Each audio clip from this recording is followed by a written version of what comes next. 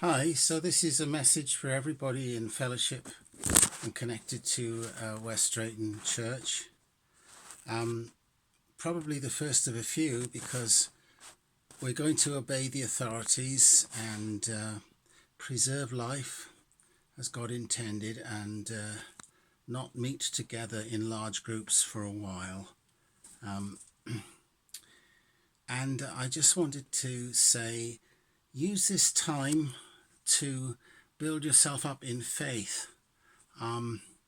We're not afraid of what is clearly an attack on human life from the enemy. Ultimately, the enemy always overplays his hand, and I doubt whether it'll be reported, but you can guarantee that there will be souls who are rocked and worried, and there will be those that seek the Lord as a result of this crisis and come into the church, and that is how we should be praying and keeping ourselves full of faith and expecting God to do something. When the enemy comes in like a flood, it says in Isaiah, the Lord will lift up a standard against him. What should be our attitude in these days when there are threats to human life, and some will go?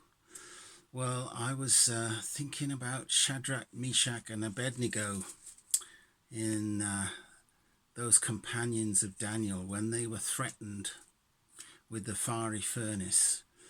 And they were not afraid. They had faith in God. And it's in Daniel chapter 3. You can read it. And they said, God is able to deliver us. And he is. And he did. But what they said is, God is able to deliver us. And if not, we're going to just hold on to him. And that, I guess, is a very good example to us. God is able to keep us in these days. And if not, what have we to lose?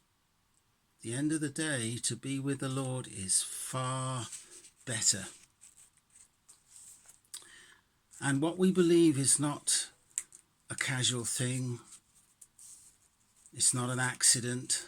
It's something on which, if we have to, we will stake our lives. God is able to deliver us. And if he doesn't, well, we'll go to be with the Lord, which is far better. So I want to make sure we're all encouraged to keep to the faith. Wherever possible, pick up the phone and keep in touch, stay in fellowship. Even if we can't meet face to face very much, other than very small groups, the power of the human voice is very strong, and we should make sure you're near the end of the phone. Try to speak to somebody, either perhaps Helen or myself or somebody else in the church. Be strong in the faith. Look to God. God is able to work all things together for good. And if we hold on to him, we will see that happen even in this crisis. We're not to be afraid of the terrors that come by night. We're not to be amazed because there are trials which come, but we're to grow stronger in more difficult times, and to prove that our God will keep us in every circumstance.